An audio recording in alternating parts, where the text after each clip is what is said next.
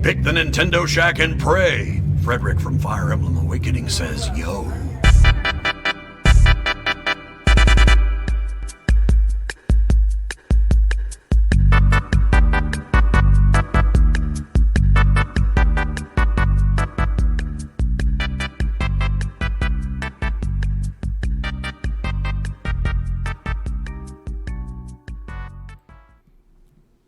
Greetings, Koopalings, and welcome back to the Nintendo Shack. My name is Donnie Reese, and tonight we record episode 120 of the Nintendo Shack podcast, the flagship Nintendo show on the PSVG Podcast Network. Tonight we're going to talk about the saves in Animal Crossing and the return of the wonderful 101. But before we do, please allow me to introduce my co-stars joining me tonight. Jason Lacey, how are you doing, man? 2 weeks in a row, baby. That's a record. 2 weeks in a row. Write it down. He's serious. Take it to the bank. He's serious, folks. Told you, man. I told you. I'm in it. I'm in it to win it. It's interesting because this will be like your first show where you discuss things you've already talked about before. Unfortunately. And we'll see how that, if week to week, all of a sudden you're going to be like, yeah, I don't want a podcast tonight. Hey, I said when you put out the bat signal, I would come to your aid. This is true. I can't let a friend down. No, I needed it. That's why I'm here. I'm happy to be here. Great to be here. So that other chuckle you heard in the side of the room, a challenger approaches. Mr. Garrett Bland, how are you? Welcome to the Nintendo Shack. Oh, hey, how's it going, guys? It's good to be here. So when Caroline said she was on Step Away, and I needed to find a new co-host, I have to admit, just to keep it 100, transparent with everybody, Garrett was the first person that came to my mind. Actually, I believe that night on the Nintendo Shack, I had sent Sean a message, and I was like, "Hey, Sean, what about Garrett?" Oh my! I'd seen Garrett streaming for quite some time. We're always talking on Twitter. He's always around the circles, like he's a part of the community. Doesn't have a podcast. He's been on podcasts. He's guest appeared on podcasts, but I was thinking, what about Garrett? I think Garrett, I'm really excited to have you here tonight because I think the style of games that you play, and in addition to like how you play them or why you play them, I think complements mine very, very well. Those are all lies. He just wants to talk Persona with you. That works. Okay. That helps I can do too. that all day. That's what it is. Honestly, I think it's very Caro-ish, right? Okay. Strategy, RPG, like things that are not normally my type of things, with some exceptions, he could pick up on the other end. That was my motivation, if you will, to asking if Garrett would be happy to join. And I was pleasantly surprised when he was like, absolutely, I'd love to. I'm all in. You passed all the tests with flying colors. Basically, Garrett said yes to everything all the time. Like every request, he was like, it was absolutely yes, yep, I'll do that too. I was like, wow, this might be easy. So when you message me on Twitter, that really brightened my day when you're like, oh, maybe, things are shaky right now, but would you do like a podcast weekly? And the first thing I thought was like, is Donnie going to make another podcast on PSVG? Is he going to make the strategy RPG podcast that I've always wanted? And then when you said that Carol might be not coming in as regularly and asked me to be on, trying to, co-host with the Nintendo Shack, I was like, absolutely, man. I would love to try this thing out, try to talk to you guys. You guys are super fun to listen to, especially in Nintendo Shack. And then now I listen to all the PSVG Network podcasts. You guys you're a great bunch. And actually, a trick I've done is listening 1.5 times. I can get through it quicker. Yes. I recently went to 1.6. Dialing it up a little more. Stepping it up. He also has an inherent advantage over anybody else that wants to join. Jason, he already has a shirt. We don't have to get him a shirt. Like, he already has it. It's already there. I won it. It's true. It was awesome. Patron stuff. Okay. So we've got some questions. But before we get to that, let me thank all of our producers that help support the show over at patreon.com/PSVG. That'd be Callo, Barry Cathcart, Josh, the Bonesaw Borboni returns, Coach Mo, Chris McElfresh, Devin Tyus, Kyle Heyman, Paul Calicote, and our newest arrival, Michael Masick. Thank you so much for supporting us. Michael. Yeah, we really, really appreciate it. You guys are making the PSVG house party happen. Okay. I don't want to tease this too much. Don't call it a comeback. I have some things that I'm working on. No. I have several things that I'm working on, actually. We are going to start a new podcast. Well, there you go. Yeah, so like there's a podcast coming with me and another member of the current staffer. Current or staffers. Another, okay. It's going to be Patreon only. Ooh. I've had some conversation. You guys tell me what you think, and the listeners. I wanted to say this on Shaq first. Listeners, you tell me what you think. I have not made up my mind yet. To be honest with you, I'm like kind of leaning towards no. We do so much on DLC. Like the original, and it's still there because we never update our tiers and we're terrible at the bookkeeping. If you go into the Patreon, the tiers for DLC is supposed to be $5. So for $5, you get the notes and you get DLC. But when I launched it, obviously we always want people to listen. So I was like, you know what? If you just support us at all, $1, we'll do the DLC. That was when DLC was once a month. You got one show once a month, 12 shows a year. We've quadrupled that output. We've got like DLC exclusive audio dropping almost weekly over there. And this new show that's been highly requested publicly in the past would be Patreon exclusive. So I've thought about changing the DLC tier to like $3. Like from $1 to $3. So like $1 would be like the thank you, supporting us like tip jar thing. And then for $3, you get the extra audio. But at the same time, I also don't want to there was a time where I just wanted like all the tier, like one tier, like just $1 or whatever you want to do. So I don't know. I'm like undecided about it, to be honest with you. It's just things that I'm talking about. Cause you want to like freshen up, have new things, like announce new things, keep it going. Right. So I don't know. I mean, at the same time, I've had this debate in the past too. Like at the same time, you don't want to lock content away. Yeah. But at the same time, you want to reward and give something to the people that support you at the same time, and it feel like they're getting a value add for the support that they give. Sure. So I mean, I tend to lead towards the latter now. There's so much that PSVG has public that comes out on a regular basis, and it's not like it's not like you're making people pay $3 to get access to a Discord. Which I said when we started, I would never do that. I'm never going to make anybody. So I think there's an effort and there's a product here. Yeah, I don't think it's outrageous or unreasonable. I'm going to keep thinking about here's the other thing. I also don't want to mess it up. I don't want to create a new tier and then break it and then the audio doesn't work and I got to move the feed. Like that's a part of it too. Cause I haven't messed with this in 2 years. I basically set it and left it alone. I haven't touched it. So I don't know. So from a perspective of like a patron to you guys, I'm at the $1 tier a month right now. And I'm actually on that with a lot of Patreon groups. And really the only reason I'm putting in $1 a month to either you guys or the rest of the groups is I just want to show my support. Exactly. It's not like a financial obligation for me to put $1 a month in. It's not that it's not bad at all. I spend way more stuff on games and other things during the week.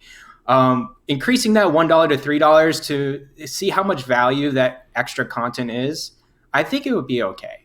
Like if you said PSVG DLC, if you really want to listen to it, let's go to $3 a month. And I know there's some strategies like if you get in the first time or anytime, you get all the extra DLC that comes along with it. So you can get a lot extra content if you pay $3 a month for 1 month, maybe, and then you can go back down if you really think financially obligated to do that or anything like that. I had a long conversation with Kevin about this, and I think we basically kind of ended just leaving it alone, because it's I don't want anybody to feel like I'm changing the game on them. But because a lot of our patrons listen to the show, guys, let me know what you think in the Battle Pass, because I got to tell you, I'm going to be, again, transparent, fully upfront. I think a lot of this feeling is thinking of the house party. And maybe we just hold off until at least after the house party, because maybe we do the house party, maybe nobody watches, and it's a colossal flop, and we're never going to do that again. But if it's what we hope it is, and it's really, really fun and it's awesome, eventually then we have to have the conversation. It's I can't put up $1,000, $1,500 every year to do it. So we have to raise more money, so it's how do we do that? $3 isn't going to get us there. You know? Right. So like Right. that's the kind of thing that I'm thinking about. So like anyway, long story short, I don't think it's that big of a deal. Nobody fret. Like I'm not making any changes anytime soon. I think we're gonna stay where we are.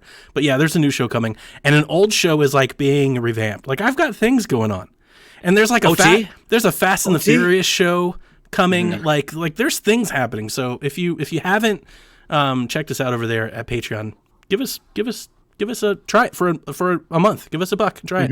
You might really, really like it. We just dropped DLC. Got a lot of good feedback on the recent episode of DLC. People call it the best ever, their favorite one. So, yeah. Other housekeeping and order of business. Cart Night. PSVG Shack Drunk Cart Night returns Friday, February 21st. You are guaranteed to play with at least myself and Jason Lacey as we sip a few drinks, race around the carts, race around the tracks, throw some turtle shells. We'll announce the room and all that. We'll be in the voice chat in the Discord. We haven't done one in quite a while. It's been like 6 or 8 months since the last time we did a cart night. So I don't remember the last time I played Mario Kart. It's been a long. It has been a while. Have you guys played Mario Kart at all? What? Yeah. So Mario Kart. Get this. You have to finish a beer while you do a race in Mario Kart. The only rule is you have to put your controller down in order to drink the beer. So you're either going or you're either drinking. I don't do beer. Mm-hmm. You can do a mixed drink, whatever you need, whatever you want, man.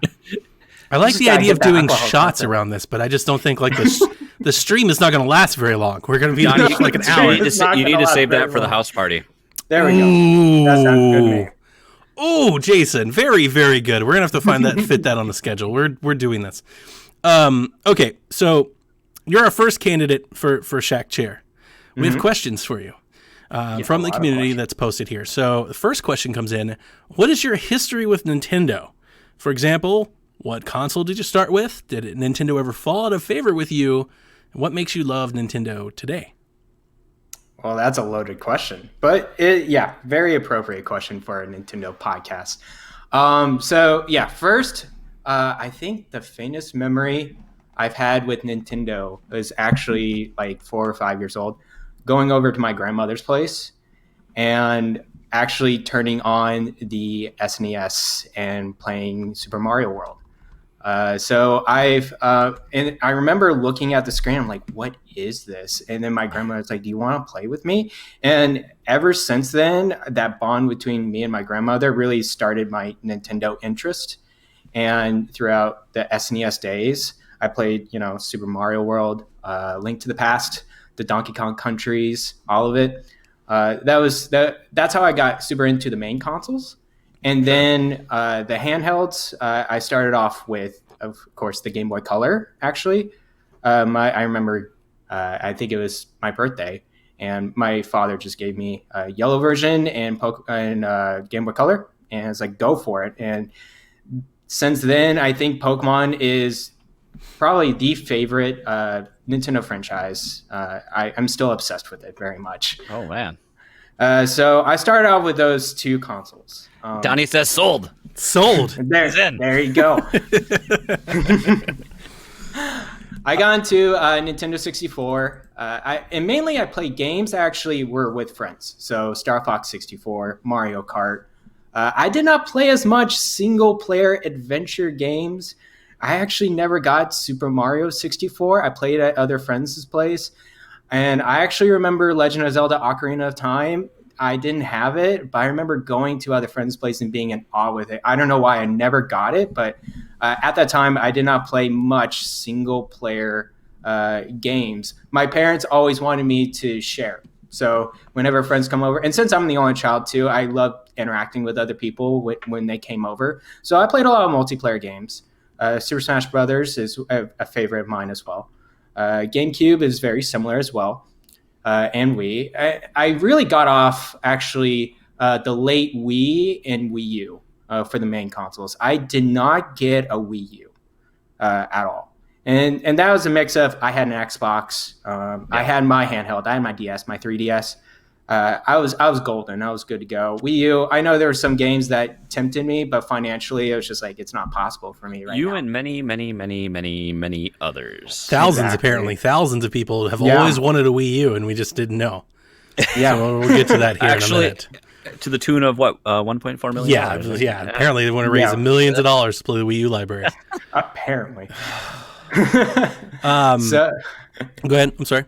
Oh no! Just from there, I love my 3DS so much, and then of course Nintendo Switch. I got my Switch Lite. I am a full Nintendo fan. Back into it now. I think I'm a relapsed Nintendo fan, Sure. as you could say. Okay, Kevin asks, why the hell would you want to subject yourself to this? Kevin, I think I enjoy pain. No, I'm just kidding.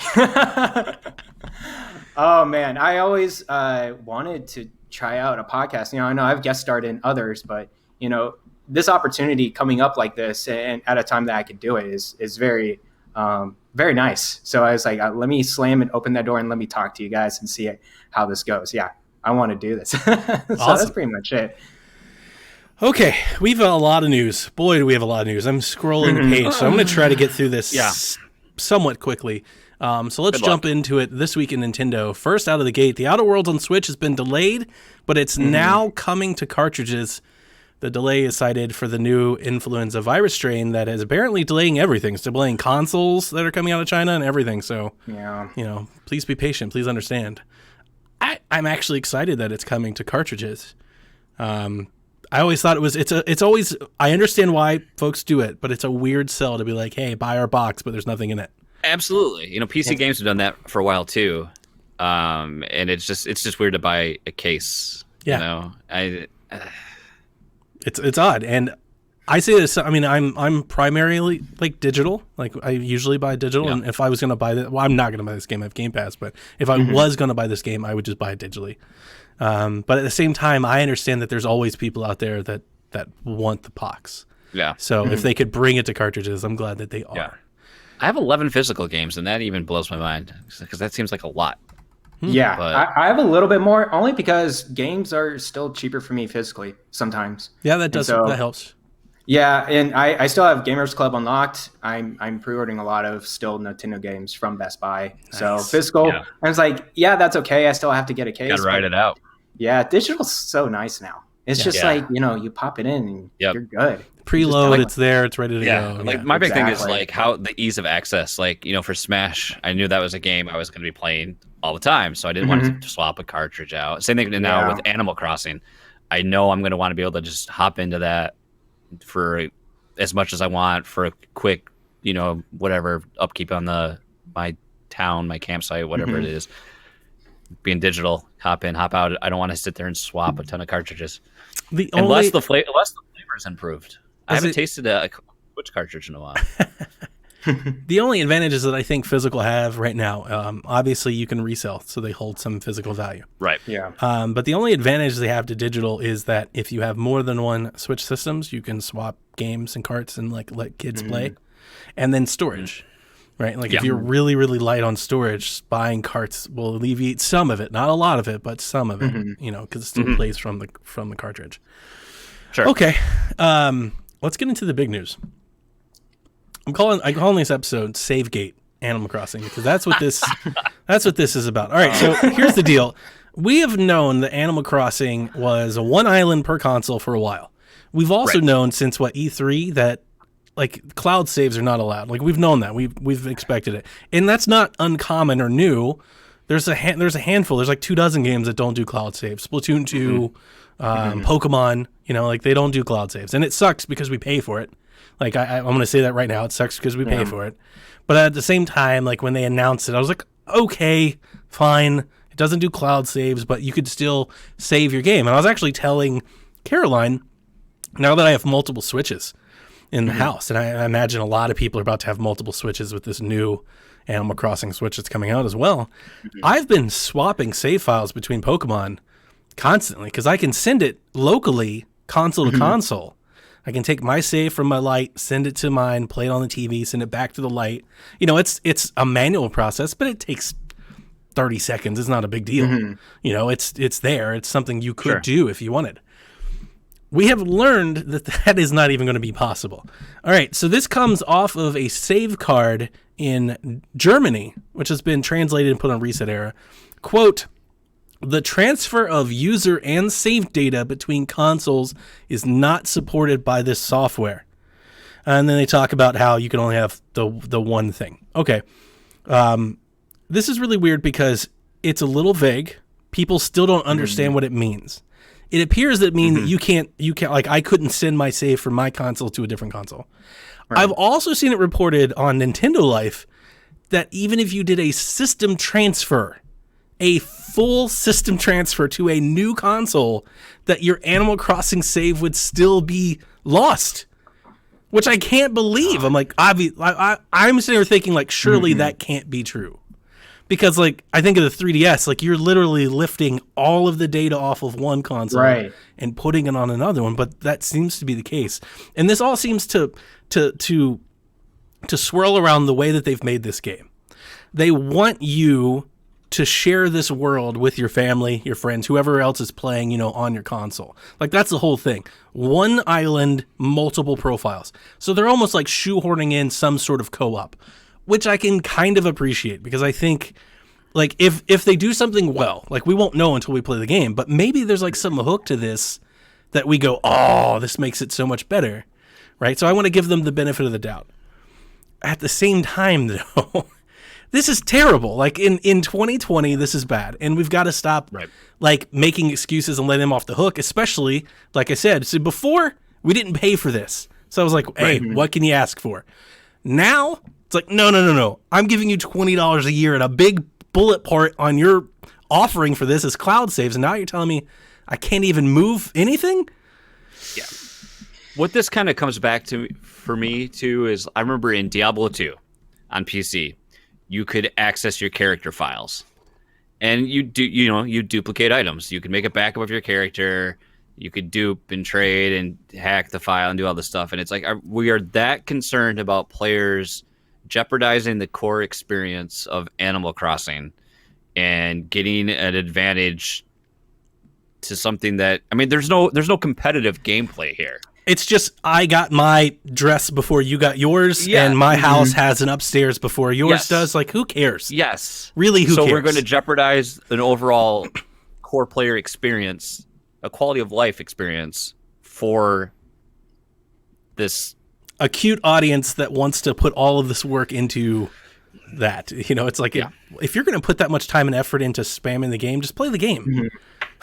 Just play the game instead. Don't do that. Exactly. Okay, so the internet obviously was upset about this, and they started reaching out, and Vooks.net reached out, and they actually got a response from Nintendo. And here's what they said. This game does not support Nintendo Switch online cloud saves, but we're currently looking into a customized method for backing up save data that will be specific to this game in the event your Nintendo Switch is damaged or lost. This function will be limited to Nintendo Switch Online. The timing and implementation is undecided and will be announced as soon as it's finalized. I just love your facial expression. Here's the thing about like, this crazy. The system-to-system transfer that I'm talking about, like with Pokemon Splatoon 2, it's not a game feature. It's a system UI feature. They're going to overwrite that to make sure that you don't get bells too fast or whatever. And then they're going to program this whole custom process. Like, I bet they're going to require you to, like, pop out your SD card, put it on your computer, save it. You know, like, they're going to do something like that. Watch. It's going to be bad. I also switch games all the time, right? Because my dock switch now is my streaming machine. Exactly. I'm streaming my games while docked, and that's the only reason why I play games on my dock switch. And then when I want to play for myself, I put it over to my Switch Lite. It's beautiful. It has a grip. It's the Pokemon version, and I'm good to go. And it's a nice, small, crisp screen. And now they're telling me I can only put one island on Switch. I'm like, well, I'm compromising here. I'm going to put it on my Switch Lite. I can't stream it anymore because I can't. Isn't this sad that like we have to pick and choose, or you just have to play two islands? You just have two saves. Yeah, I mean, and nobody wants to do that. Nobody wants to go and redo all the same trees every day. You know, like this is bad. Like, it's not end of the world or doom bad, but I mean, like, this is bad. This is bad customer service at the very best. Like, that's Well, if you're a Nintendo peasant like me and only own one Switch, We'll see how this goes. I think. But then think about it. If you can't system transfer, Jason, if there was a Switch Pro next year, what are you going to do? buy the Pro and say screw it And just restart it all over? Wow. Yeah, I mean, you would think they keep launching all these themed consoles, and it's like, if anybody is a diehard Animal Crossing fan, they're like, yeah, we're going to give you no reason to ever buy another one. Pretty much. That's bad. Yeah. This is bad. I don't know. At least to take a positive from it all, at least there's the wheels are in motion a little bit, because before we've had this firm stance of nothing, and now at least there's a failsafe to try to save face a little bit.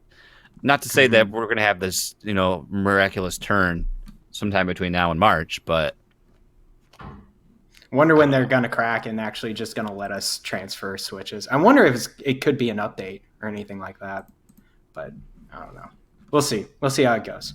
Carol let me know that my scroller at the bottom was the same from the wait screen, so I just took it down.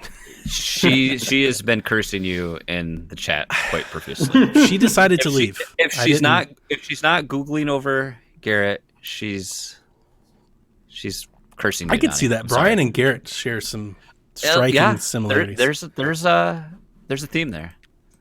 Oh, hi. Okay, anyway. I'm going to stop you right there, Donnie. So this is weird. And we will see what this weird customized here's the thing. I really want to just let go and be like, you know what really grinds my gears and kill this? Because if this was Xbox, no, there's a better conversation for you to grind your gears about coming that's up. true. If this was Xbox or something, I'd be really mad, and the internet would be mad. But because it's Nintendo, there's people that get I'm happy they're giving us something. But to be honest with you, we should really almost demand better than this at this point. Yes, this is bad. No, absolutely. Yeah, absolutely. I mean, go back to Sean's stance ever since the whole cloud saves things. Why is this?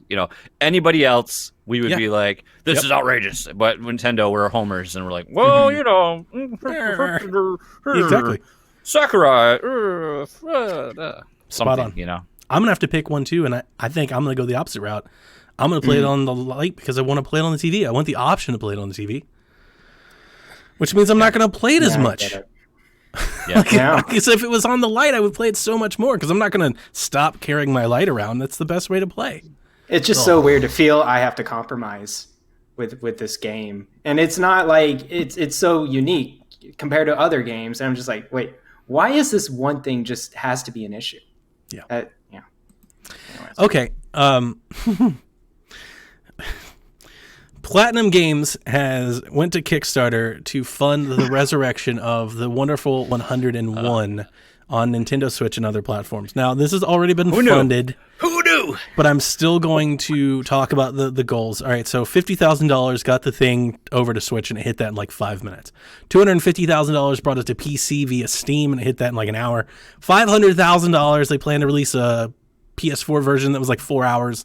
They've already went over 1 million. It keeps going. They're going to add a 2D side scroller to the game. They're going to give out statues that you've got to paint yourself. It's everything. I shared some thoughts that I had about this on Twitter, and I got to tell you, I took it from all directions. People, and I need to apparently unplug. I tried to find my hard those drive. tweets. I couldn't find them because you mentioned it, and I tried to find the conversations. And I could not find them. Oh, people were not happy with me at all. I don't think I've ever done anything that has upset people as much as me saying anything negative towards Platinum. And I don't even think I was saying negative. Here's the thing. I'm going to share the thoughts.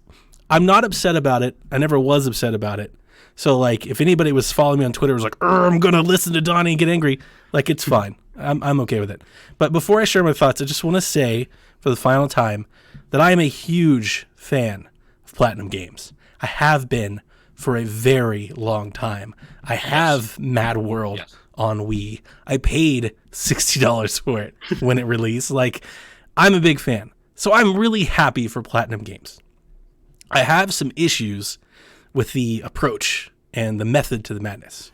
First, most, I feel like if it wasn't Platinum, any other company that took millions of dollars from Tencent and then said, because like they took millions of dollars from Tencent to self-publish. Like that's the reason why they have capital investment. Mm-hmm. They've admitted to it. Like when they took the money, they're like, we took this money so we could self-publish our own games.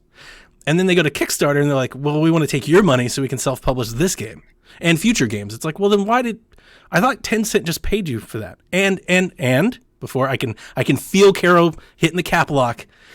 Before you get in there, they said in the Kickstarter, like they address it. They're like, well, we didn't want to use that money. How convenient is that? Well, like we don't want to use the millions from this pot. We want our own pot. We want a different pot to use the money from. And I'm just like, if this was Blizzard. Oh, God. Right? Like, if this was anybody, if this was Ubisoft, like anybody else, I don't necessarily think people would be. What if EA went to Kickstarter? Oh, my man. So, look, I'm not saying it's right or wrong or good or bad. I'm just saying, like, I feel like it should be said. Like, somebody should say it. But as we mentioned, the other thing is there is this momentous fandom for all things Switch, to do anything on Switch at all. Like I think you could kickstart Pong on Switch right now and it would raise millions because everybody just wants to show their Nintendo Switch support and make YouTube videos about it and funny GIFs about it and arts and emojis and all the things. The other part of this that is somewhat, I don't even know the right word. It's not concerning because I really don't care. I'm not going to buy the game. I'm just a little let down that this is the game to do it. I played the Wonderful 101. I paid $60 for it when it came out on Wii U. And let me tell you this. There's one thing that grinds my gears a little. If any of these 25,000 other people had bought the game the first time, maybe the Wii U suffered a different fate. Because that's the number one thing that we hear is, oh, well, it's stuck on this terrible console. And it's like, well, I mean, Platinum could have always put it on PC or anything else. Like that, you know. Right. And it's worth mentioning they have Nintendo's blessing for this. But here's the thing. I'm just not really enamored with this game. The whole thing boils down to that. Like, right? Anything that I say is all based in the root. Donnie just thinks the Wonderful 101 is a good, average game. It's like a launch game. And I know it came a year after Wii U, but I played it before the Wii U was even out. And, like, it's just good. This is not Platinum's best effort. I agree with you. Yeah. So from looking at gameplay, because I've never played Wonderful 101, it looks like just an okay game, and some people say it has wonky controls, and I'm like, I rather play other Platinum games than bringing this over to Switch. Now, I think from Platinum's perspective, it's like, hey, this is an easy pick to just grab and get fans' attention. It is, and it's like, why not have a secure financial arm with it with, let's say, Kickstarter. And I mean, the game has been finished because they're releasing it April 2020. That's their delivery for this. I don't know if it's for all the versions, but at least for Switch, I would say exactly. So this $50,000 goal in this whole bringing out in April is just complete, it's a ploy. It's a tactic. And I think it's taking advantage of Kickstarter. I actually love that you said that because I think the one thing that I said that got people riled up is I called it a stunt. I look, and to be fair, it's an absolutely successful stunt. Like they crushed it. Right. Good for you, Platinum. Yes. But it is a stunt.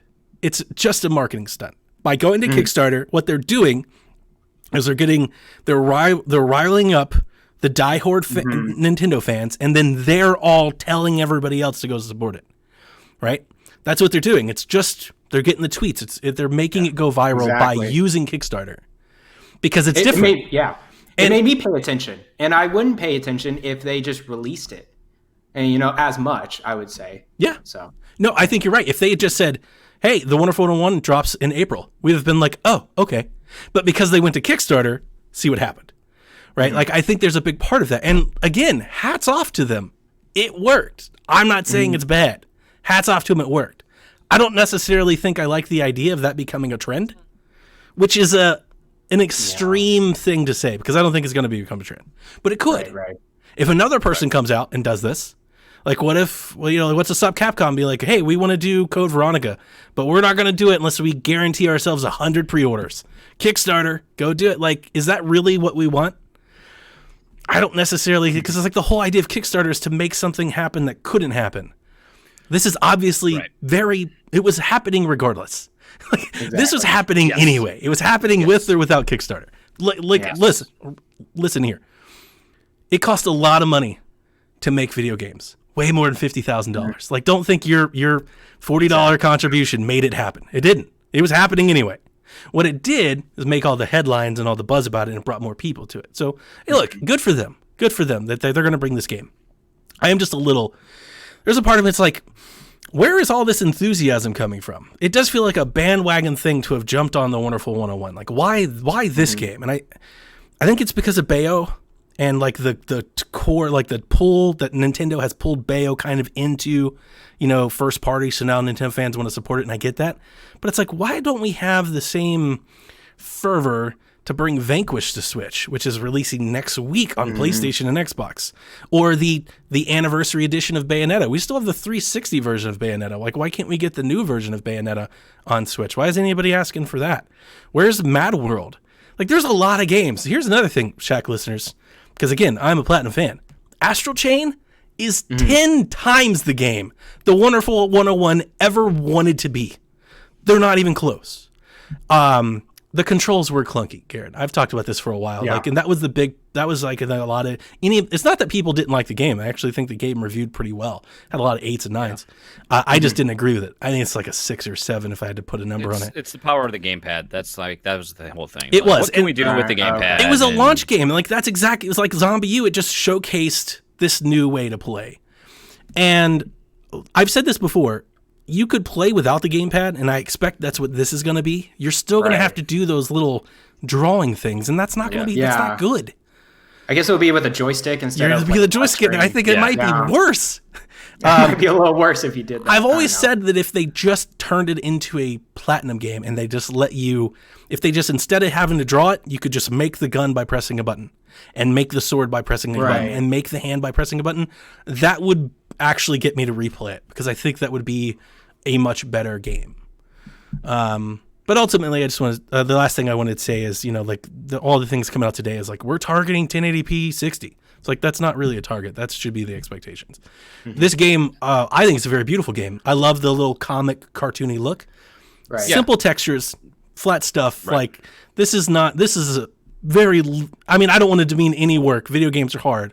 But when you're talking about ports, this has got to be like the lowest bottom barrel effort here. Like, this you is would not think going to be anything hard. ported from the Wii U should be a home run on anything else. Yeah, especially something like this. You know, it's not like Deus Ex or Assassin's Creed where you've got to like cut it down and file size is an issue. Like, this is, like they should crush this. So anyway, happy for Platinum. I'm happy for all of you new Nintendo Switch owners, Johnny-come-latelys that want to jump on the Wonderful 101 bandwagon.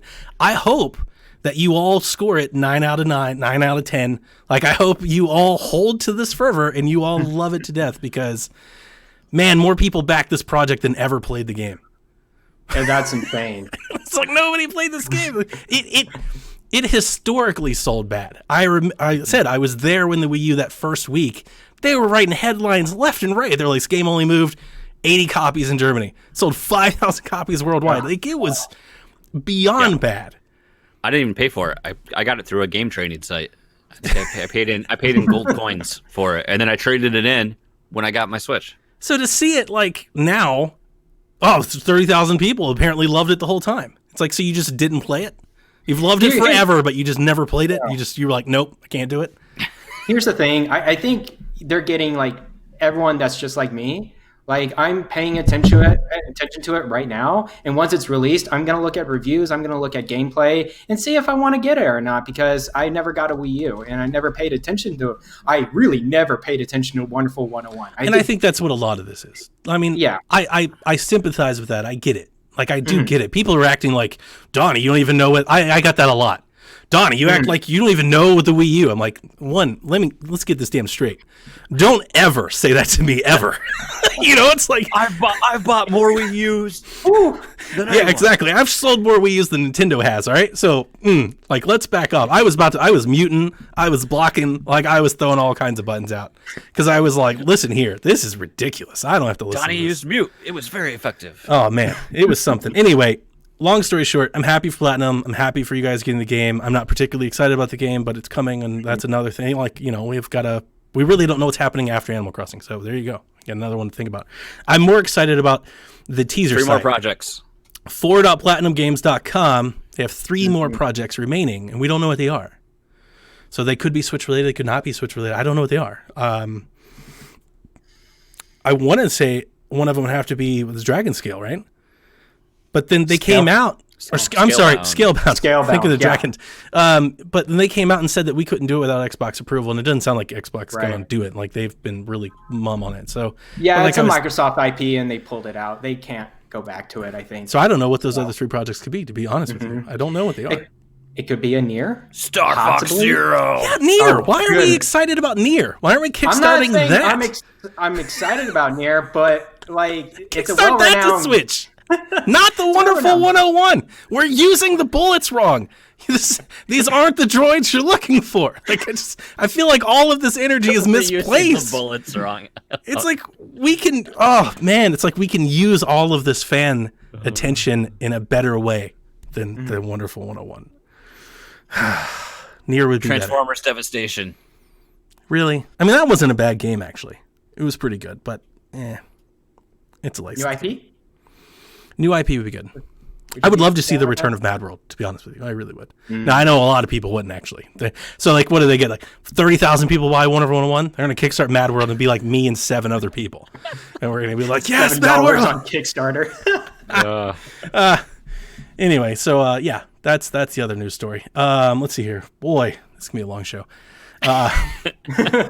Sabi, the infamous leaker at this point, cease and desist, all the stuff, Paper Mario, all of that, has dropped another rumor stating that Breath of the Wild 2 is taking longer than anticipated, is now 2021. I've been saying that all year. Teases another major title for holiday this year release, stating that it, quote, has tires. So the question begs to ask, new Mario Kart? Star Fox Kart Racer? Let's go. Grand Prix. I wanted that rumor to be so true. That would have been cool. Would have been cool. Does it make sense? Yeah. I mean, here's the thing. The problem you have, I think, with Mario Kart 8 and obviously with Smash Ultimate, it's like the pinnacle of those franchises. And it's like, how do you improve on when you've hit the apex? Where do you go from there? Bigger, better, more.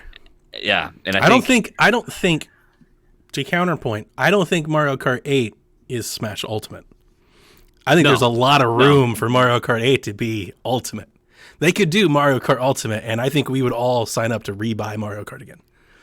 If they brought back all kinds of courses and everything, yeah. You can just give me a Mario Kart 9 that's very not that much better than Mario Kart 8, and I would still buy it. That's true. Because it's Mario Kart, you know. And you see how much it's selling, because it's selling like gangbusters. It's still selling. It's like crazy. Yeah, it's huge. So it makes sense for them to release it. I think some people would be a little upset, but my thing is, I'm not tired of it. It's just I've been playing as a Wii U owner. I have been playing Mario Kart 8 for years, and at this point, I am ready for something new. Now, all these people that just bought Wonderful 101, I bet they're going to be like, "Wait a minute, I just bought Mario Kart." It's like, well, it's like a 5-year-old game at this point. Psych, it's Diddy Kong Racing Remastered. That's what you get. I would be down for that. That would so be much, wonderful. I'd be so happy. Get me on that airplane. Yes, that's what I've been saying about the Star Fox Grand Prix thing. Is if it was Diddy Kong Racing with Star Fox and you could fly and boat, and, like an open world, but then you just go to races. Oh man, that would be so good. Yeah, it'd be so good. So good. Why tires? That's so random. It's just trying to tease. It's just trying to tease. Watch it be like a tank game or something. That's what I'm thinking. It's like tank. Excite Bike. Hey, apparently, since all the Switch owners just want to bring back Wii U games, what about Tank? Tanks. Do you remember that one? No. Oh no, you don't, no. No. That game was fun. I'm just saying. No. It was fun. It was fun. No. Okay, the second rumor that we had was this comes from Zippo, also did the Paper Mario 2D Metroid stuff. He said this about earlier in the week, a week ago, last week, Friday. I feel like it's an old rumor at this point. Yeah. He said there's 2 directs in February. That's what he said. So we don't know If you say that every month, you're going to be right. You'd sooner be or right. later. Hey, yeah. What was it? Broken clocks, wrong or right at least 2 times a day. That's right. So there you go. So he mentioned there would be like one focus on Animal Crossing and another one. Hey, I'm down. Yeah. I think makes it's safe sense. to say we're going to have an Animal Crossing Direct at course. some point. They've done it with everything. We had like a Fire Emblem Direct, we had a Pokemon Direct, like all the major releases got their We had own. 6 Smash Directs. That's true. Yeah. Yeah. We're going to get Animal Crossing Direct and be like, here's how to shovel. Yeah. Like here's how to fish. Like it's going to be 28 minutes Yes. of stuff we already know. And Caro is going to type paragraphs of caps. Yes. Paragraphs of caps. Okay. I'm just going to skip this one. Doesn't matter. Nintendo isn't worried about the PS5 and Xbox Series X because they say that their stuff doesn't overcross. Yes. The big part of this is that they said that Switch is halfway through its life cycle and that they're looking to extend it. With a Switch Pro. With the Switch Pro, of course. Like, yeah, Switch they're going to Pro, come yeah. out with another thing, but it's interesting. So if you're thinking about it now, he said that this life cycle for the Switch should be a little longer than normal. So the question, like, when I heard that, I was like, he's specifically referring to Wii U. Because the Wii had a pretty long life cycle, and so did 3DS. So, like, I don't know if this, I don't, do you expect Switch to outlast, like, 3DS? Do you think we're going to have the Switch for, like, a decade? I don't think it's going to outlast the 3DS. The 3DS, they milk that thing. I'm just like, really yes, did. family, they milk that thing. And I love every bit of it. I think they just want to get as much out of the Switch family as they can because they know they got something really good here. They got something that can keep the fans. And, a Switch Pro version, sure. Let's have a docked 4K output if possible.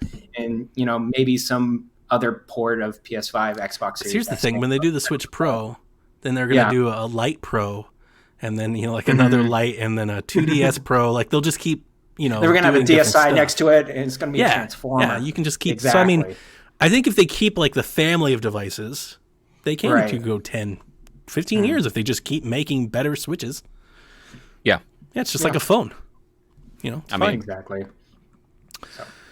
Fire Emblem 3 Houses DLC got detailed. All right, so unit customization limited. Classes are locked. Skill levels are also fixed. The difficulty is said to be higher than the main game, which is due to many tricks in the maps, plus not being able to customize all of your units. So it's basically scenario based. Like, here's you and your team. You and your team have weaknesses. Go figure it out. Returning characters will have new outfits. So you got that looking forward to it. It's interesting. So I'm going to get the DLC. It comes out, next week? I think the 13th? Maybe. So I'm going to play the DLC. It has me actually thinking of maybe canceling my pre-order for Mystery Dungeon, which is early March. Oh, okay. Not because I don't want to play it, because I do, but I'm starting to wonder, like, how much I can actually play it. And like, Right. instead of just pre-ordering everything and it's sitting on the shelf, like maybe canceling Mystery Dungeon, playing some indie games, to get me to Animal Crossing and Doom, and whenever I start to tire off of those, which will probably be April, then picking up Mystery Dungeon, then maybe I can get $20-$30 off of it. Maybe, probably not. It's a Pokemon game, but maybe. That sounds like my type of strategy, though. I like more scenario-based type of games. Fire Emblem 3 Houses, I've been enjoying it so far. I'm guilty. I still have not have finished my fine. playthrough. I'm 76 hours in or something like that. Yeah. I am about done. I just think the difference from this game, from previous games, is that I waste so much time on the social skills. And I was like, I'd rather just go into it and play the game than doing a lot of the bonding and everything. So the DLC being scenario based and more tactics like, that's more down my alley. And actually I'll probably be down to motivate me to finish it and then go to the DLC. there you go. I'm a little, I don't want to say concerned, but I wince a little bit, and they're like, difficulty's higher than the main game. Because that final chapter is a monster. Like, that final I battle can't is wait. a beast. I'm Like playing that- hard classic, so I can't wait. I almost quit. until that last mission. Like, that one really Oh, put me on edge. goodness. I was like, I'm just going to quit. I'm just going to watch it on YouTube. That's the downside with a lot of tactics games. It's always the last level. It's the boss that's on the last level that makes you just struggle. It was so tough. much. It was tough. I think I told Caroline when I played it, I was like, this is probably like one of my, like, I'm really proud that I beat it. I'm like, hey, I beat this. It's like, that's how I felt about it. All right. So let's hear. We're 50 minutes into, we still have questions and everything. So Jason, let me ask you, man, what you up to? I am up to, okay, so I finished 1980X, which I talked about last week. Much shorter than I ever anticipated. But It was like an hour? it's like an hour. The game is literally an hour. It's $10, 1 hour of actual gameplay. I don't think that should dissuade people because it is, I don't know, it's not so much a game as it's like an experience, I guess. And not like it's a graphical, novel game that you're experiencing, but I mean there is gameplay there, but it's just like there's like a story there, and for me, I think it just hits that nostalgia button of, I was born in '83, so I grew up in the '80s, and I had the experience of going to arcades in the '80s and the early '90s, and so it kind of, and watching the movies, the coming of age films from the '80s, which like I talked about last week, it just hits all and preys on my consumerism nostalgia, and that's how it gets me. And it was just a fun little thing to play through, and sometimes it's kind of nice to have those quick palate cleanser games that aren't a slog, aren't this huge journey, and that you can just get through experience and move on. And, maybe since it is that short, it might actually be a game I actually go back and play again. I don't know. But I mean, if it's on sale, I would definitely recommend picking it up. I mean, a lot of people are going to be turned off at that $10 for 1 hour of gameplay.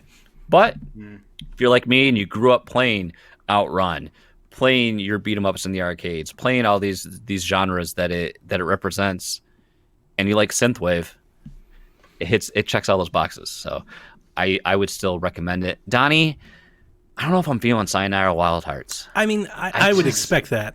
I love the game, but it's, hashtag Donnie game. I thought it was going to be more like of your rhythm input based game, and not so much here, collect the things while you're going through the stage, and accuracy of movement. Yeah.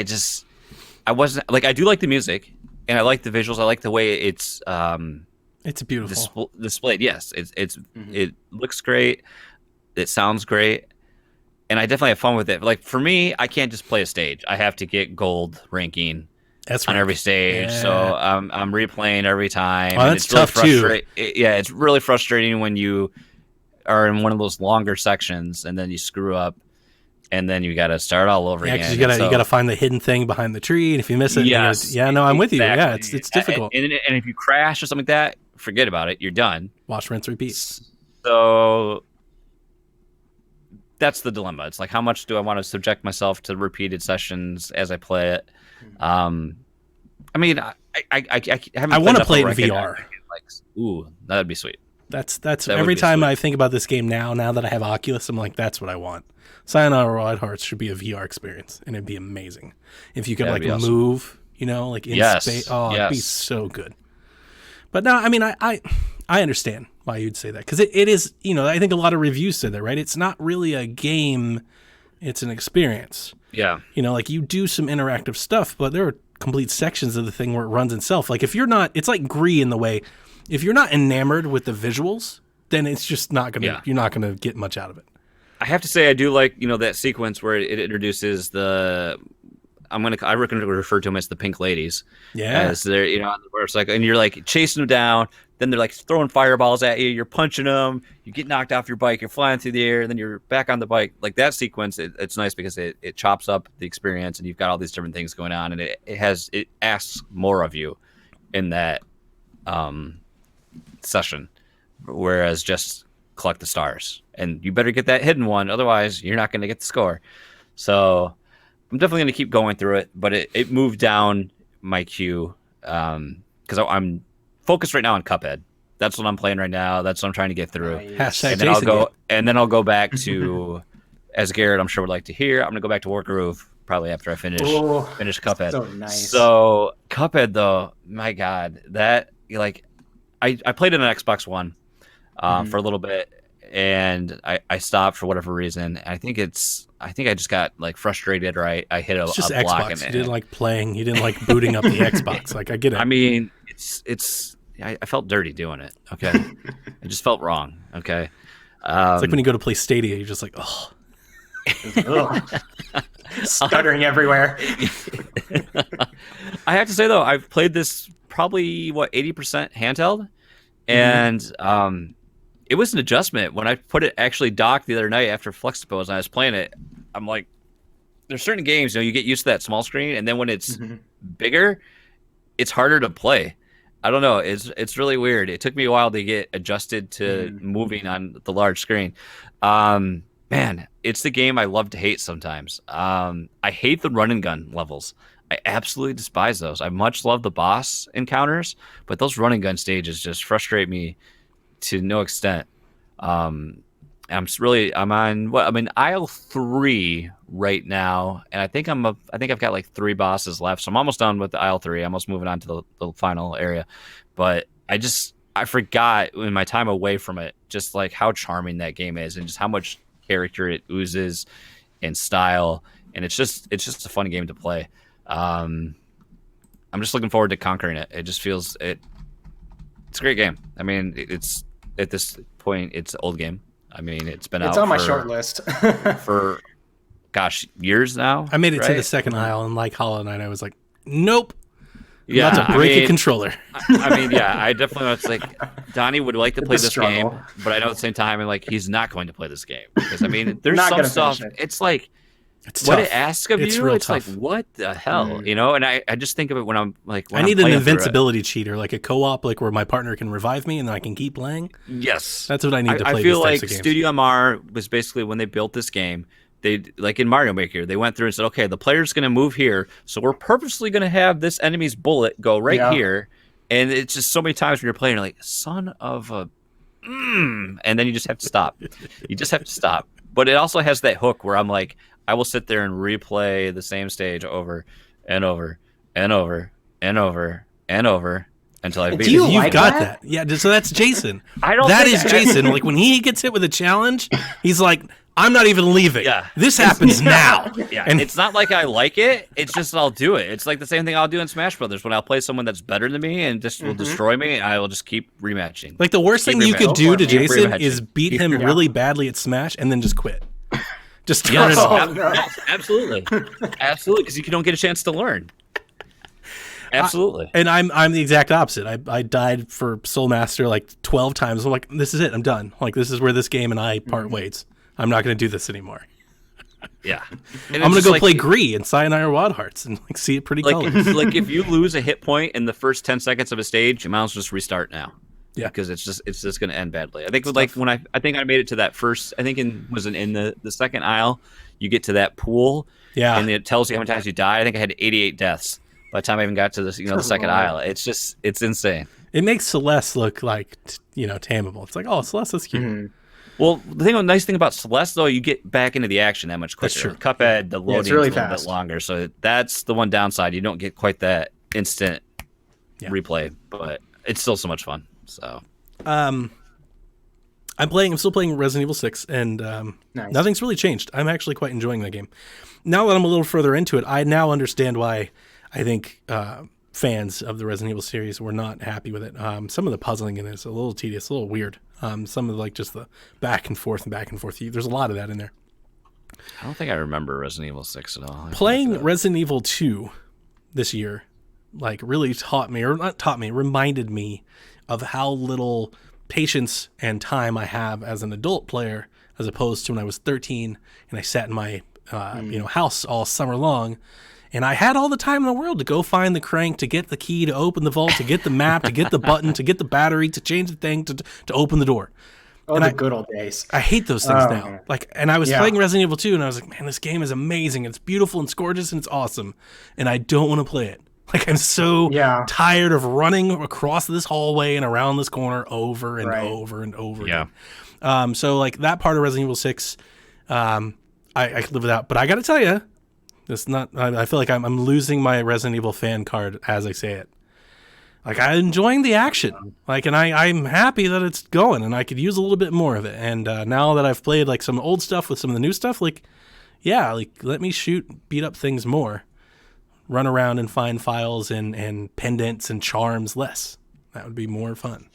Does that make you feel so much refreshed, though, in the direction they've taken the series now since that I think so, place? because I mean, I finished Resident Evil 7, and while I didn't love Resident Evil, like I wasn't like over the moon, but it was really good. Like I really enjoyed playing Resident Evil 7. But I think Resident Evil 7 is like the scariest of the bunch. You know, it's like Resident Evil 2 was scary because I was 12. Like Resident Evil 2 is not scary anymore. And I'm actually concerned because Resident Evil 3, by the way, and anybody's not listened to our other shows, Resident Evil 3 is my favorite Resident Evil. I don't know why. I know it's like a weird thing that nobody says. Whatever reason, when I first played Resident Evil 3, I clicked with Nemesis so much. I think it was because of like that. He was like that slasher killer guy who was basically constantly haunting you, and I love that about the game. It's like, this is fantastic. But I had to tell you, I'm a little concerned. Not that the games are going to be great, because I think it's going to be amazing. Plus, it's got that co-op mode. I think it's going to be super fun. I just think that like my memory, I have not played Resident Evil 3 in some 15, 20 years maybe. Like I'm afraid that my memory of what that is and the fun time that I had this summer that I played it is going to be ruined when I get back into it. I'm like, I don't want to do this anymore. Oh man. You know, it's like, It looks like they did a really good job with Resident Evil 2, though. Oh, it's great. And so with Resident Evil 3 coming out, it's just like they're just following suit. It's like, all right, let's just make a good game that follows kind of the foundation of the old one, but make it like perfected in a sense for the new generation. So I'm enjoying Resident Evil 6, but really what I'm playing, Jason Garrett, is my hacked 3DS. I've been playing my 3DS for a while, so the listeners of the show, they know that I've hacked my Wii U for some time, and I always post all these screen grabs of me playing GameCube games on Wii U like a boss. I hacked my 3DS. Same guy. Scolding you again. My same guy. He was like, I can do it for you, and it's like $80. I sent it to him. He sent it back to me. All kinds of stuff on it, stuff I didn't even know existed, stuff I never knew. Like there's a Spider-Man game on 3DS that I never played, where it's like set in the future, like in 2180 or whatever, and Spider-Man looks ridiculous. 2099? Something like that. That's what the comic was. You hop back and forth like through time, and it's nuts, and it's like not great, but at the same time, it's not awful. I was like, this is weird. Spider-Man: Edge of Time. Yeah, is that the game? I'll admit to it, since there's thousands of people that buy these games every year, but I don't know any of them. I played Senran Kagura because I would never buy that game. Like I would never, like I'm not going to pay money for that game. I think you like get on a list or something if you buy a copy of that game. And they're expensive to get here. They are. But I totally played it and having fun. It's a beat 'em up. I like those types of games. So I was like, this is kind of neat. I'm just playing all kinds of weird stuff. Playing like this Diablo game called like Road to Ruin or something. I booted that up for an hour and I'm just messing around. I played Pro Evo Soccer. But what else are you playing? Come on. I Mario totally Golf. booted up Mario Golf. Superstars. Now I got Mario Sports Superstars. Went and played all the match play through that. Already beat it with Yoshi and Mario. I want to start working my way through the other characters and stuff like that to open up all the courses. But yeah, I was playing that too. I was playing the golf while I was watching the Super Bowl. I was playing the golf. So, but It's really, really cool. I love that now I have this awesome 3DS. It's crazy. I'll show it on the stream actually, because you might actually appreciate this. It has a 400 gigabyte card, and the way that they do it is it's like a cartridge hack. Look at this, Jason. Oh wow! You put the SD card in a cartridge. You put the cartridge into the thing, and that's how it plays. That's insane. Very interesting. So really, really cool. So did your saves all go away, or no? Nope, it's all there, and I can go on. I can go on the eShop. I can. Pokemon Bank. Transfer. Oh my! Got all the Pokemons, got all the Zeldas. I got them all in a nice little row and a line. And the Discord, I posted a video of me just hitting the scroll button, and it just goes for like 12 seconds. It's just like. It's just ridiculous. It's insane. I have way too many things. I'll never even like see them all. I don't think I can ever do that. I already have enough games on 3DS. Oh, it's true. Like, so the 3DS is about to be like retired, right? So it's just gonna it's just gonna go in the drawer and it's just gonna sit there. So like that was the only reason. Like I would never like hack my Switch while I'm actually playing it, but years after the Switch is done and it's gone and everything, I totally will. Like if there's a way to do it, totally will. Yeah, put stuff on it, file it away forever. I don't have to keep tons and tons of boxes and all that. It's convenient. It's fun. I just think I think it's neat that you can even do this type of stuff. And then the last thing that I played, the thing that I'm most excited to talk about, is I played the demo for Persona 5 Strikers. Yes. I downloaded it over there on the Japanese eShop. And Jason, Persona 5 Strikers, man, right there behind No More Heroes, like most anticipated. I am so excited to play this game. It's really good. So good. And man, shout out to the Nintendo dads. They have like apps on their phones and stuff that they're trying to translate what it is while they're playing. I wasn't doing that at all. Just pressing buttons. No, me neither. Yeah, the only thing that I wanted, scrolling through. I just wanted to see like what it looked like. Like, how does it run? Because I'm basically going like, if it runs and looks like trash on Switch, I'm gonna get on PlayStation 4. So I wanted to see what it was like. It doesn't. It runs and looks beautiful. It looks great. There's so much Persona 5 in this game that even I didn't anticipate when it dropped me into the alleys and into the city and the subway. And these are areas that you visit in Persona 5, and you can walk around and talk to people and get stuff. So like, it's like Persona 5 the game. I mean, it's not, because it has a totally different story, but it's like the game, the gameplay. Everything is there, except instead of the RPG turn-based dungeon crawling, it's hack and slash beat 'em up. That's the only difference. It's like, but everything else is there. The relationships there, the Infinity stuff's there, the Sim stuff, all that's there. Instead of doing the RPG stuff, you smash buttons. I made all these big things explode. I did all the special attacks. I jumped off street lamps. I was like, this is the Persona game that I've always wanted. And this is why I told Luke Lure 3 years ago, if there was ever a Warriors game that I would want, this would be it. And it's it. And I'm going to buy this game so hard. Like any collection, anything all that the editions, yes, all the things. Exactly. Whatever it is, it's being bought. Like, this is TLU 2 levels of purchasing power. Like, they were going to come up with something ridiculous, like, here's a mask and a chest and a soundtrack. I'm like, yep, need all that. I need all the extra stuff. Stickers, tote bags, whatever you want to do, give me all the things. Very, very, very excited. Donnie, I'm going to be, like, real with you here. I'm not a huge Musou fan. Like, I remember playing Dynasty Warriors, and it's just like, I don't like this combat. It's so hack and slashy.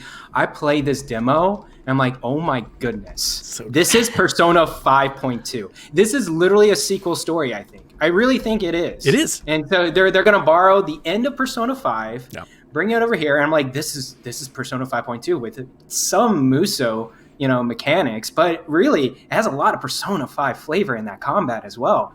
You got skills, you got weak to creatures, you're jumping up on lampposts and doing sneak attacks. It's everything that I kind of actually wanted. It's way better than like game. Marvel Ultimate Alliance, that. It's way more complex than that. So if you played Fire Emblem Warriors and you're like, I already know what that is, it's not. It's more than that. Like, they've really gone out of their way with this one. It's real good. It's real good. The animation, all the animation, the cool menus, the music is all there.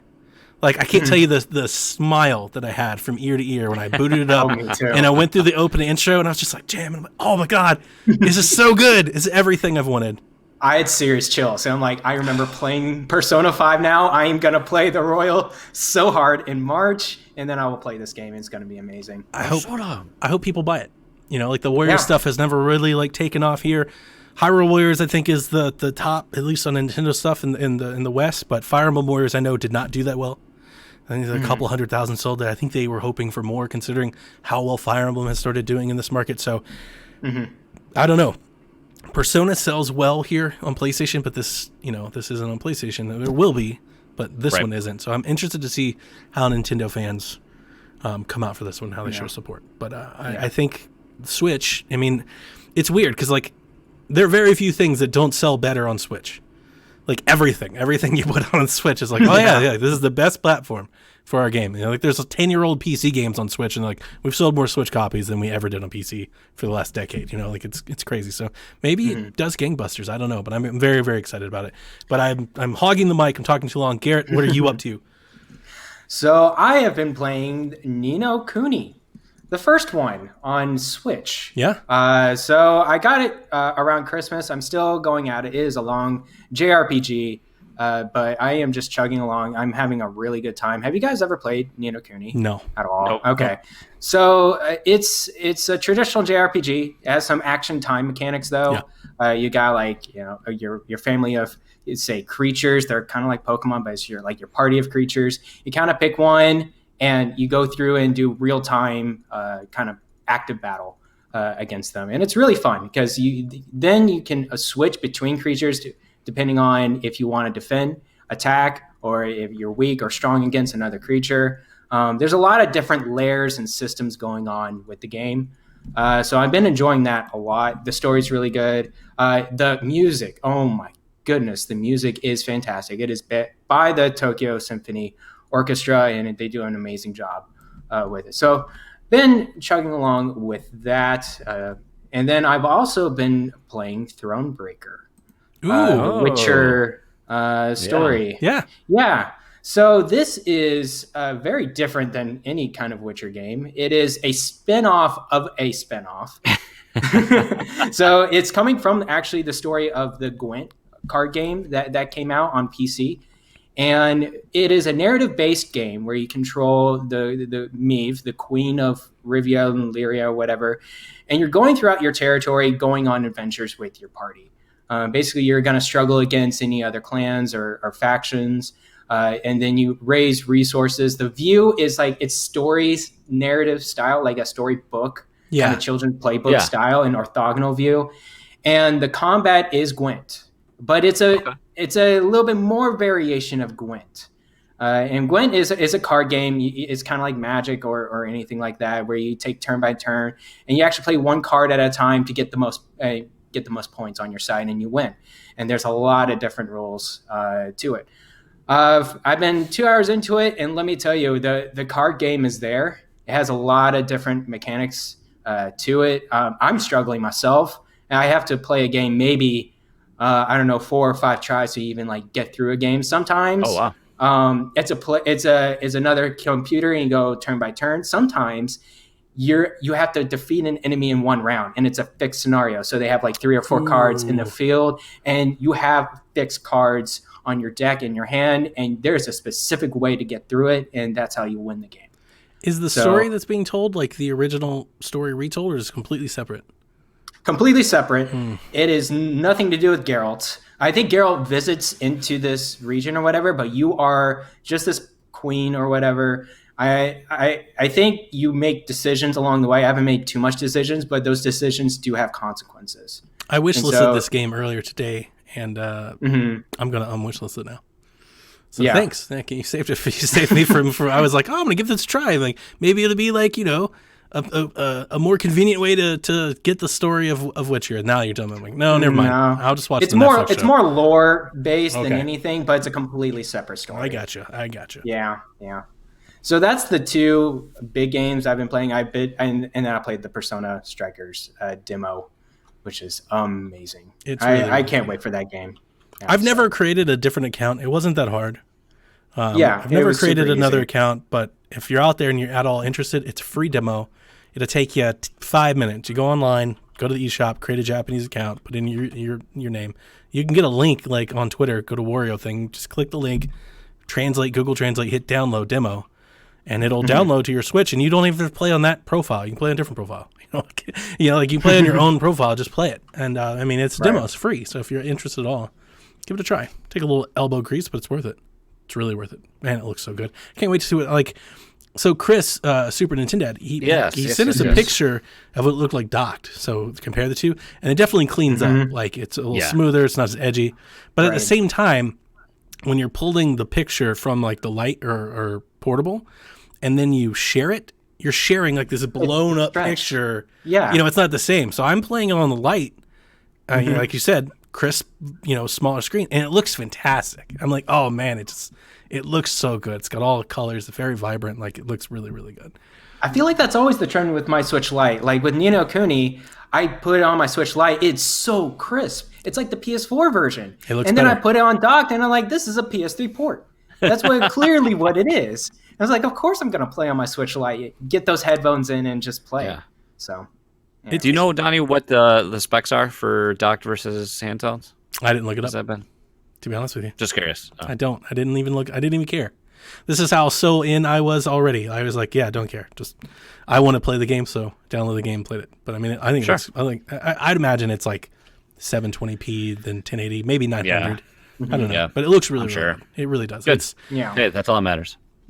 It looks better because of the style. Obviously, I mean, I don't know I don't know anybody that's ever been like, I hate the style of Persona games. Right. Persona 5 style is like just utterly beautiful. I love everything about it. So I guess if you're not into it, but like because of the style, I think it looks way better than like Hyrule Warriors, for example. Jason, you run around the street and everything with the lights and neon and the menus and the overlays. Like There's just more substance there yeah, it's like, versus Right. yeah, fields. exactly. I played More it fields. with just like Yeah. grass flat texture like an N64 game, Yeah. like none of that's in there. It's better than that. Yeah. I played it docked, the Persona 5 demo, the Strikers demo. It looks very close to Persona 5 on PS4. It's just a slightly just smaller resolution. I can tell there's a little bit more edges and jags, but it's there. It's really there. So I'm very happy with that.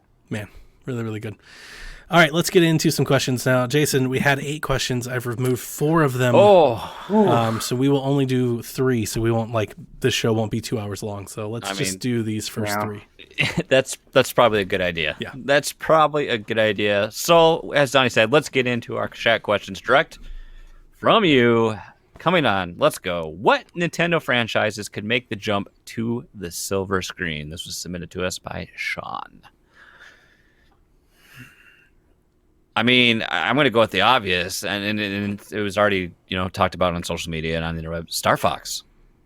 And you can look at the what was it? The animated video thing that they had. That's, like that. That is your that's your. I'd be your down for test that. run right I'd there. be down for Star Fox anime. I would watch a full feature on that animated style, or give me give me live action with puppets. That'd be amazing. There we go. I didn't think about that. I don't know about that. Be a comedy. I mean, you take those Satire. puppets from like the Nintendo, the Super Nintendo, like box art. Be perfect Wow. for me. Maybe not for real people, but for me, it'd be perfect. Chris is in the chat. Sorry. I'm going to say hate him. No, I think that's probably my answer too.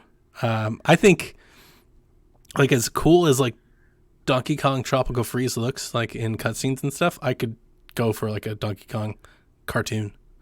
I think it'd be a lot of fun. Or any sort of like, I guess Mario's like overdone and overplayed. And I know everybody wants live action Zelda. I don't think I want live action Zelda. I don't think Zelda it doesn't. Not with Link. Yeah. Just because you have that disconnect of him being that silent protagonist. I don't think. Look what happened when we had him voiced. Excuse me, princess. I think someone's gonna get lost there of the character. So you'd have to have somebody completely. Like, what would they do? A kid gets transported into the land of Hyrule, and he must help save the kingdom. Yeah. Right Right in the middle of that. So It's Henry Cavill. Yo. Henry Cavill is Link.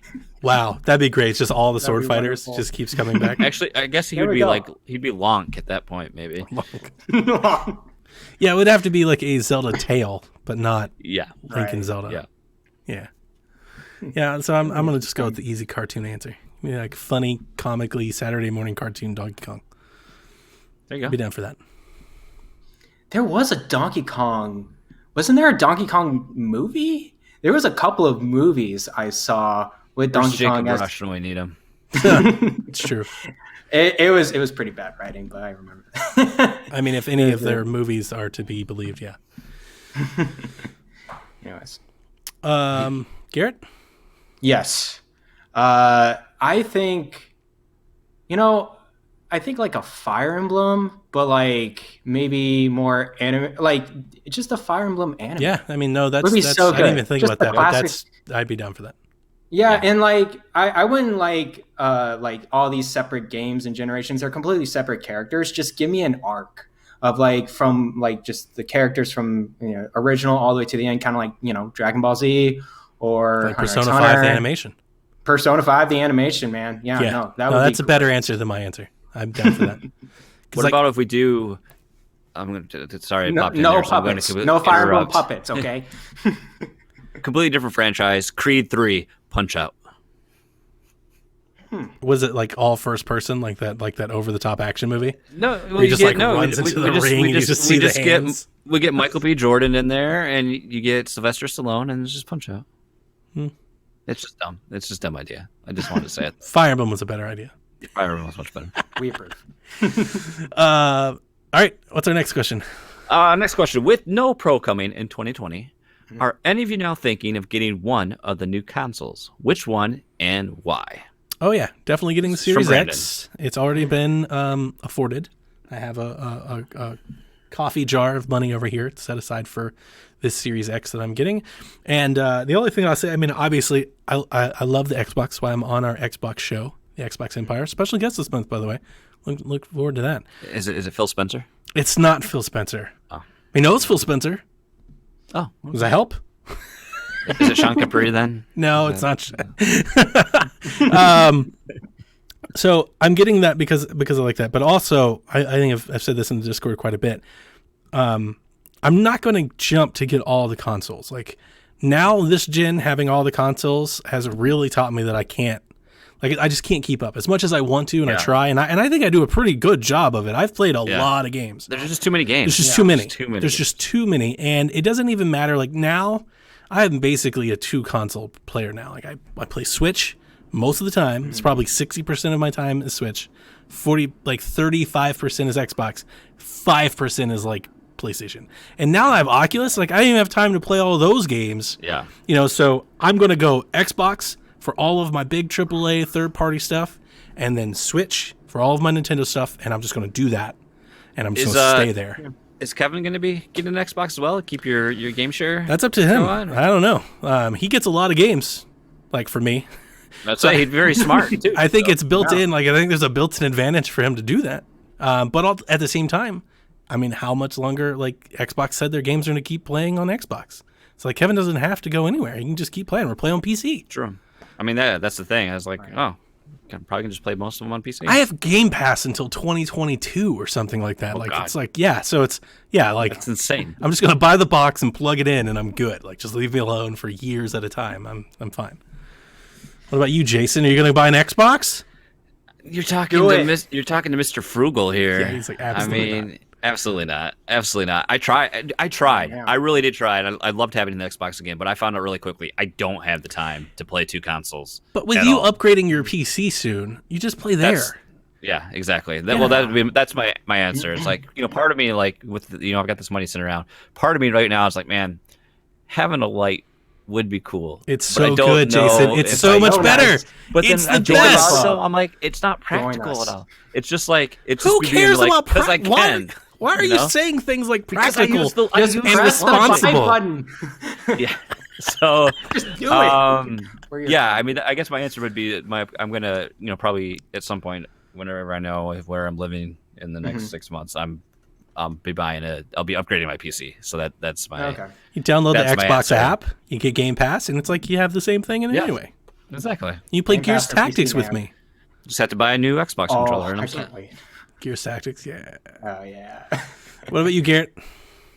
I've been debating a lot, but at the end of the day, this year, I don't really think I'm gonna get a next gen console just yet.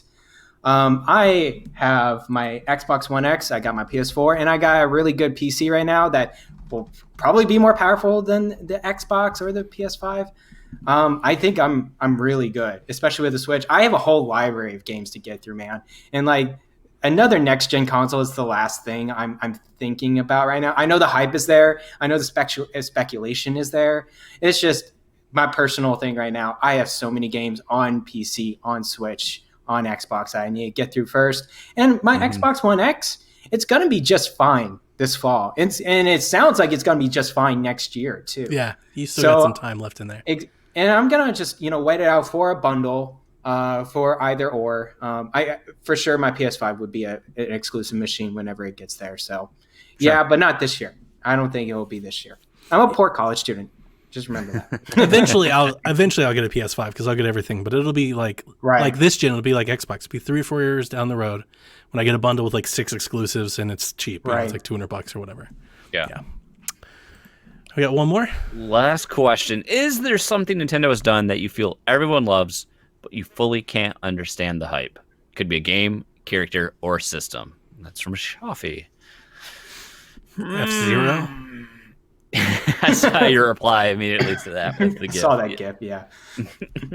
I mean, I didn't have the game during the time to have the game, and then now having everything else, like, yeah, I don't get it. Like, I don't understand why that's become a popular thing. Give us F-Zero. It's like, no, I'm good. I can live without that. Please put your time into better things than that.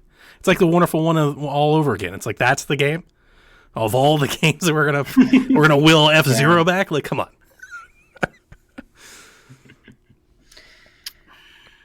Like, if my trolley answer would be Pokemon, but I know why people love that, and I understand 17 why million people of us, love that. to be exact. So, 6 Including weeks.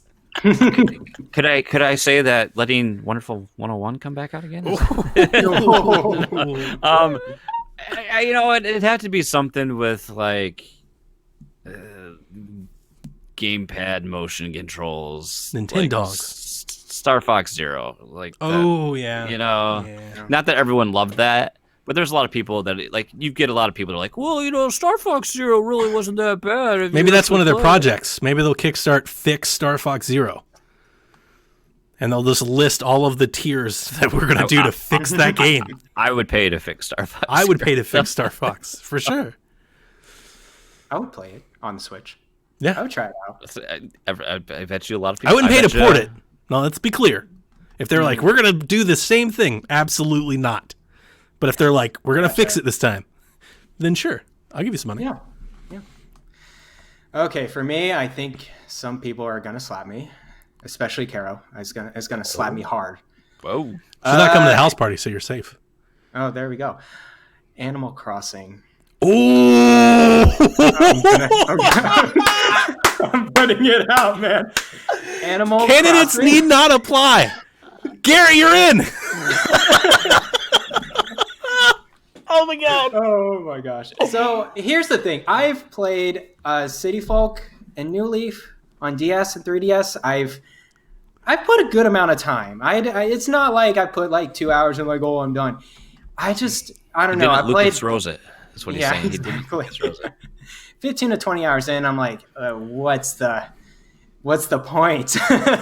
What am I doing? I'm just gonna fish and decorate my house. Yes. That's it. That's the That's point. it. And then And like pay I come loans. back a month later and a groundhog freaking like, yells at me for 5 minutes. This is not fun. Mr. Rossetti's a dick. And here's the thing, guys. I did pre-order New Horizons. I'm gonna give it a genuine shot at this because I did get a good price on it. It's not that I hate the game or anything like that. It's just like people are obsessed with it, and I just don't get it. I just don't get much of it. So, I love that you but- brought that. I love that you brought that reaction to the show because I actually think there's a pretty big segment of Nintendo fans out there that are like that. Yeah. Like, it's hard to tell Animal Crossing fans that Animal Crossing is still niche.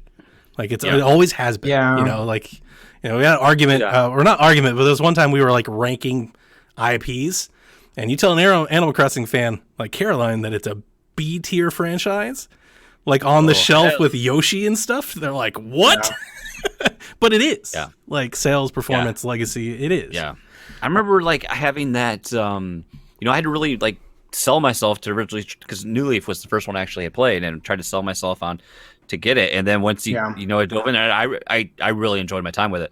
But once you have that same realization, you're like, wait, so this, I just do whatever this I for 200 more want hours. Yeah. There's no pathway here. There's no win. There's no nothing. Just do it. So ultimately, it's just escapism. I mean, Yes. that's the sell. Yeah. Is that Yes. You just escape off into this world, and it's very chill and it's relaxing, and that is the reason why I like Animal Crossing. Like I always feel like I have to preface that I'm not an Animal Crossing diehard fan. Like I'm not going to try to act like I am, but I do like it, and I'm very very excited for the new console, and I'm very excited for the new game. I can't wait to play it. I will play it. I will not play it a fifth as long as Rebecca and Right. Caroline and Kevin. Like, so fake fan, I guess, if that's what that makes me. But I will play it. I'll play it for a while because I really enjoyed it, and I'm hoping the shared island part. I'm going to play some because I mean I've got family, kids, and we're going to play together. I think that'll kind of separate me a little bit from everybody else's. I think I'll be really focused on the multiplayer aspect. Yeah, I'm looking forward to that too. I actually took advantage of it quite a bit with 3DS with the Discord community. I was more active with at the time, and it was fun just to have everyone come over to everyone's town and muck around and do things and trade. We always would exchange turnip rates, so that's a big thing. We do turnip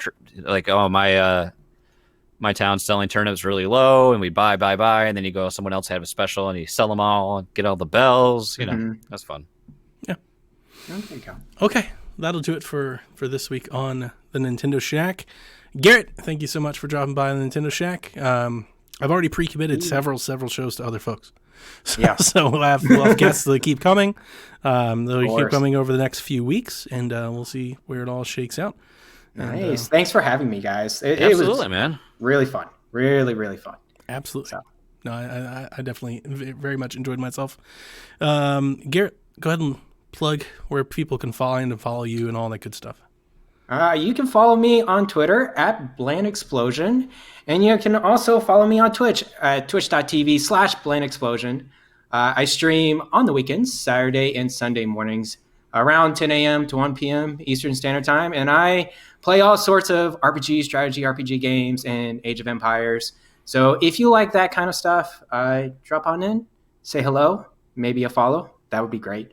I will continue trying. I will finish Fire Emblem. That is on my very, very short list. I will get to it, and I will be streaming it. So if you guys are down to watch me play it, yeah, that's pretty much it. It's awesome. Very, very good. And you already know where to follow me and Jason and all that stuff. So we'll get out of here now, and we'll just say we'll see you next week. Good night, Koopalings.